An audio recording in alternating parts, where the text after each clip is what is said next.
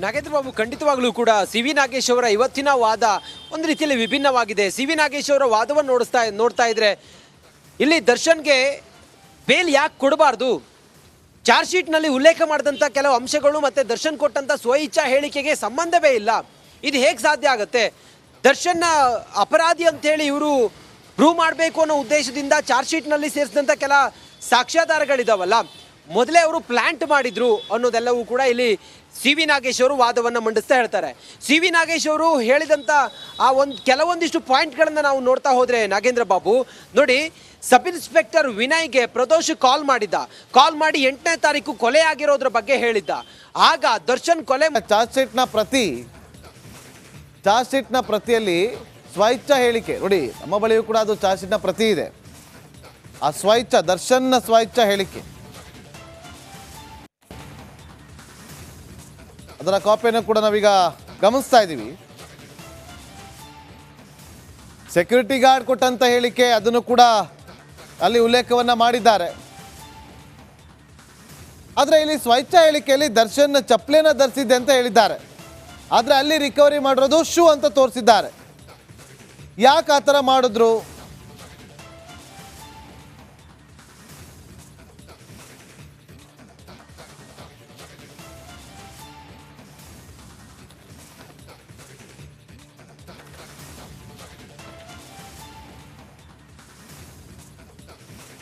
ನೋಡಿ, ಎಲ್ಲವೂ ಕೂಡ ಸಾಕ್ಷಿಗಳು ಏನು ಪಡೆದಿದ್ದಾರೆ ಅದು ಸುಳ್ಳು ಅಂತ ವಾದವನ್ನು ಮಂಡಿಸ್ತಿದ್ದಾರೆ. 2 ಅಡಿ ಉದ್ದದ ಲಾಠಿ ಇತ್ತು ಅಂತೇಳಿ ಅದು ಸುಳ್ಳು, ಅದು ರಕ್ತದಿಂದ ಕೂಡಿತ್ತು ಅದು ಕೂಡ ಸುಳ್ಳು. ನೋಡಿ ಅವರ ವಾದ. ದರ್ಶನ್ ಅವರನ್ನು ಘಟನಾ ಸ್ಥಳಕ್ಕೆ ಕರೆದುಕೊಂಡು ಹೋಗಲಿಲ್ಲ.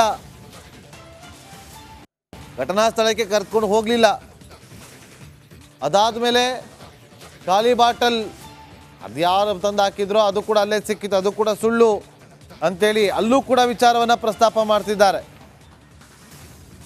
ಎಲ್ಲ ದಾಖಲೆಗಳು ಏನೆಲ್ಲ ಸಿಕ್ಕಿದೆಯಲ್ಲ ಎಲ್ಲವೂ ಕೂಡ ಅದು ಸುಳ್ಳು ಅಂತ ತಿಳಿಸಿದ್ದಾರೆ.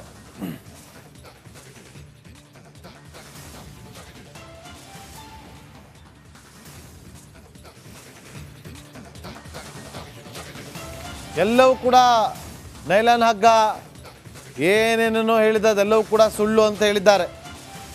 ವಾದವನ್ನು ಅದೇ ರೀತಿಯಾಗಿ ಮಂಡಿಸ್ತಿದ್ದಾರೆ.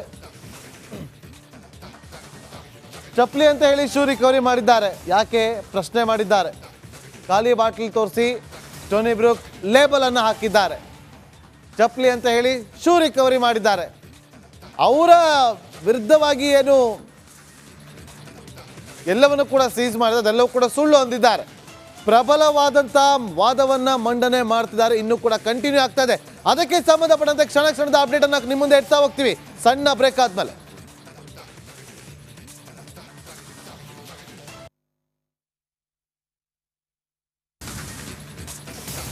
ದರ್ಶನ್ ಪರ ವಕೀಲರು ಈಗ ತಮ್ಮ ವಾದವನ್ನು ಮುಂದುವರಿಸಿದ್ದಾರೆ. ಎಲ್ಲೂ ಕೂಡ ಸ್ವಇಚ್ಛಾ ಹೇಳಿಕೆಯಲ್ಲಿ ಬಟ್ಟೆಯ ಬಣ್ಣದ ಬಗ್ಗೆ ಉಲ್ಲೇಖ ಮಾಡಿಲ್ಲ. ಯಾವ ಡ್ರೆಸ್, ಯಾವ ಬಣ್ಣ, ಯಾವ ಶರ್ಟ್ ಪ್ಯಾಂಟ್ ಹೇಳಿಲ್ಲ.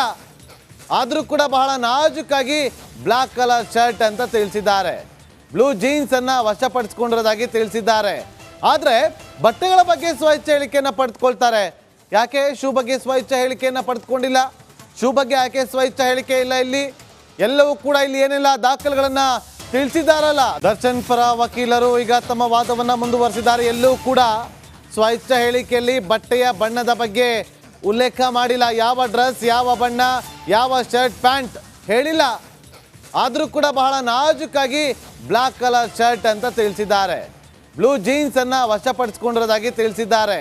ಆದರೆ ಬಟ್ಟೆಗಳ ಬಗ್ಗೆ ಸ್ವಇಚ್ಛಾ ಹೇಳಿಕೆಯನ್ನು ಪಡೆದುಕೊಳ್ತಾರೆ.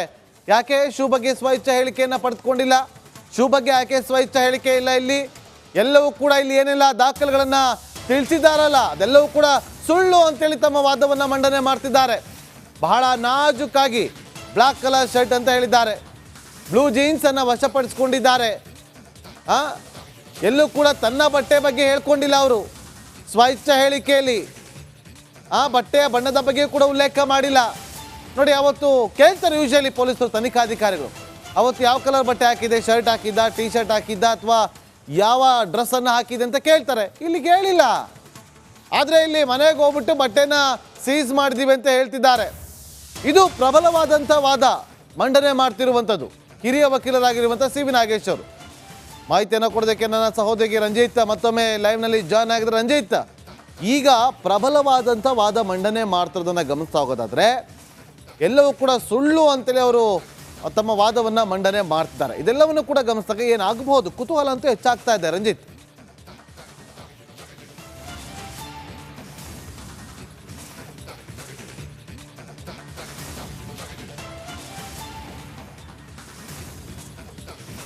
ನಾಗೇಂದ್ರ ಬಾಬು, ಖಂಡಿತವಾಗ್ಲೂ ಕೂಡ ಸಿ ವಿ ನಾಗೇಶ್ ಅವರ ಇವತ್ತಿನ ವಾದ ಒಂದು ರೀತಿಯಲ್ಲಿ ವಿಭಿನ್ನವಾಗಿದೆ. ಸಿ ವಿ ನಾಗೇಶ್ ಅವರ ವಾದವನ್ನು ನೋಡ್ತಾ ಇದ್ರೆ ಇಲ್ಲಿ ದರ್ಶನ್ಗೆ ಬೇಲ್ ಯಾಕೆ ಕೊಡಬಾರ್ದು, ಚಾರ್ಜ್ ಶೀಟ್ನಲ್ಲಿ ಉಲ್ಲೇಖ ಮಾಡಿದಂಥ ಕೆಲವು ಅಂಶಗಳು ಮತ್ತು ದರ್ಶನ್ ಕೊಟ್ಟಂಥ ಸ್ವಇಚ್ಛಾ ಹೇಳಿಕೆಗೆ ಸಂಬಂಧವೇ ಇಲ್ಲ. ಇದು ಹೇಗೆ ಸಾಧ್ಯ ಆಗುತ್ತೆ? ದರ್ಶನ್ನ ಅಪರಾಧಿ ಅಂತೇಳಿ ಇವರು ಪ್ರೂವ್ ಮಾಡಬೇಕು ಅನ್ನೋ ಉದ್ದೇಶದಿಂದ ಚಾರ್ಜ್ ಶೀಟ್ನಲ್ಲಿ ಸೇರಿಸಿದಂಥ ಕೆಲ ಸಾಕ್ಷ್ಯಾಧಾರಗಳಿದಾವಲ್ಲ, ಮೊದಲೇ ಅವರು ಪ್ಲಾಂಟ್ ಮಾಡಿದ್ರು ಅನ್ನೋದೆಲ್ಲವೂ ಕೂಡ ಇಲ್ಲಿ ಸಿ ವಿ ನಾಗೇಶ್ ಅವರು ವಾದವನ್ನು ಮಂಡಿಸ್ತಾ ಹೇಳ್ತಾರೆ. ಸಿ ವಿ ನಾಗೇಶ್ ಅವರು ಹೇಳಿದಂಥ ಆ ಕೆಲವೊಂದಿಷ್ಟು ಪಾಯಿಂಟ್ಗಳನ್ನು ನಾವು ನೋಡ್ತಾ ಹೋದರೆ ನಾಗೇಂದ್ರ ಬಾಬು ನೋಡಿ, ಸಬ್ ಇನ್ಸ್ಪೆಕ್ಟರ್ ವಿನಯ್ಗೆ ಪ್ರದೋಷ್ ಕಾಲ್ ಮಾಡಿ 8ನೇ ತಾರೀಕು ಕೊಲೆ ಆಗಿರೋದ್ರ ಬಗ್ಗೆ ಹೇಳಿದ್ದ. ಆಗ ದರ್ಶನ್ ಕೊಲೆ ಚಾರ್ಜ್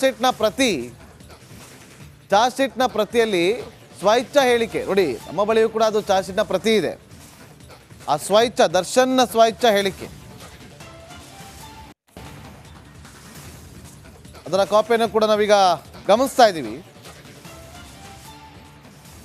ಸೆಕ್ಯೂರಿಟಿ ಗಾರ್ಡ್ ಕೊಟ್ಟಂತ ಹೇಳಿಕೆ ಅದನ್ನು ಕೂಡ ಅಲ್ಲಿ ಉಲ್ಲೇಖವನ್ನ ಮಾಡಿದ್ದಾರೆ. ಆದರೆ ಇಲ್ಲಿ ಸ್ವಇಚ್ಛಾ ಹೇಳಿಕೆಯಲ್ಲಿ ದರ್ಶನ್ ಚಪ್ಪಲಿನ ಧರಿಸಿದ್ದೆ ಅಂತ ಹೇಳಿದ್ದಾರೆ. ಆದರೆ ಅಲ್ಲಿ ರಿಕವರಿ ಮಾಡಿರೋದು ಶೂ ಅಂತ ತೋರಿಸಿದ್ದಾರೆ. ಯಾಕೆ ಆ ಥರ ಮಾಡಿದ್ರು?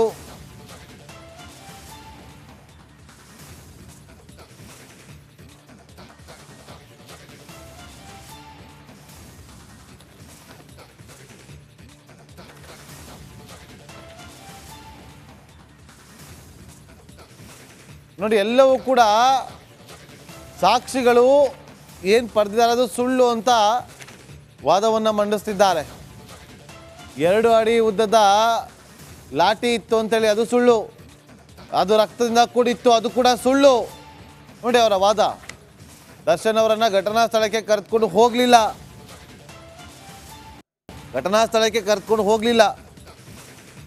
ಅದಾದ ಮೇಲೆ ಖಾಲಿ ಬಾಟಲ್ ಅದು ಯಾರು ತಂದು ಹಾಕಿದ್ರೋ ಅದು ಕೂಡ ಅಲ್ಲೇ ಸಿಕ್ಕಿತ್ತು, ಅದು ಕೂಡ ಸುಳ್ಳು ಅಂತೇಳಿ ಅಲ್ಲೂ ಕೂಡ ವಿಚಾರವನ್ನು ಪ್ರಸ್ತಾಪ ಮಾಡ್ತಿದ್ದಾರೆ. ಎಲ್ಲ ದಾಖಲೆಗಳು ಏನೆಲ್ಲ ಸಿಕ್ಕಿದೆಯಲ್ಲ ಎಲ್ಲವೂ ಕೂಡ ಅದು ಸುಳ್ಳು ಅಂತ ತಿಳಿಸಿದ್ದಾರೆ.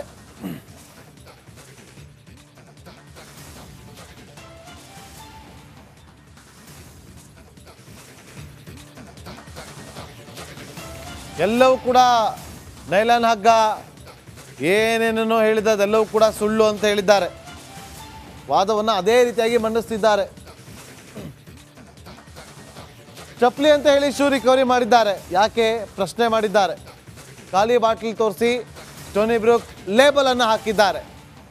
ಚಪ್ಪಲಿ ಅಂತ ಹೇಳಿ ಶೂ ರಿಕವರಿ ಮಾಡಿದ್ದಾರೆ.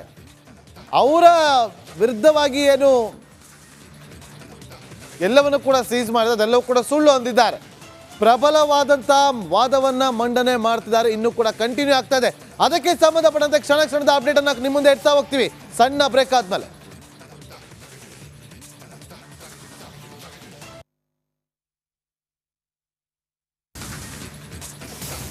ದರ್ಶನ್ ಪರ ವಕೀಲರು ಈಗ ತಮ್ಮ ವಾದವನ್ನು ಮುಂದುವರಿಸಿದ್ದಾರೆ. ಎಲ್ಲೂ ಕೂಡ ಸ್ವಇಚ್ಛಾ ಹೇಳಿಕೆಯಲ್ಲಿ ಬಟ್ಟೆಯ ಬಣ್ಣದ ಬಗ್ಗೆ ಉಲ್ಲೇಖ ಮಾಡಿಲ್ಲ. ಯಾವ ಡ್ರೆಸ್, ಯಾವ ಬಣ್ಣ, ಯಾವ ಶರ್ಟ್ ಪ್ಯಾಂಟ್ ಹೇಳಿಲ್ಲ. ಆದರೂ ಕೂಡ ಬಹಳ ನಾಜೂಕಾಗಿ ಬ್ಲಾಕ್ ಕಲರ್ ಶರ್ಟ್ ಅಂತ ತಿಳಿಸಿದ್ದಾರೆ. ಬ್ಲೂ ಜೀನ್ಸ್ ಅನ್ನ ವಶಪಡಿಸಿಕೊಂಡಿರೋದಾಗಿ ತಿಳಿಸಿದ್ದಾರೆ. ಆದರೆ ಬಟ್ಟೆಗಳ ಬಗ್ಗೆ ಸ್ವಇಚ್ಛಾ ಹೇಳಿಕೆಯನ್ನು ಪಡೆದುಕೊಳ್ತಾರೆ. ಯಾಕೆ ಶೂ ಬಗ್ಗೆ ಸ್ವಇಚ್ಛಾ ಹೇಳಿಕೆಯನ್ನು ಪಡೆದುಕೊಂಡಿಲ್ಲ? ಶೂ ಬಗ್ಗೆ ಯಾಕೆ ಸ್ವಇಚ್ಛಾ ಹೇಳಿಕೆ ಇಲ್ಲ? ಇಲ್ಲಿ ಎಲ್ಲವೂ ಕೂಡ ಇಲ್ಲಿ ಏನೆಲ್ಲ ದಾಖಲೆಗಳನ್ನು ತಿಳಿಸಿದ್ದಾರಲ್ಲ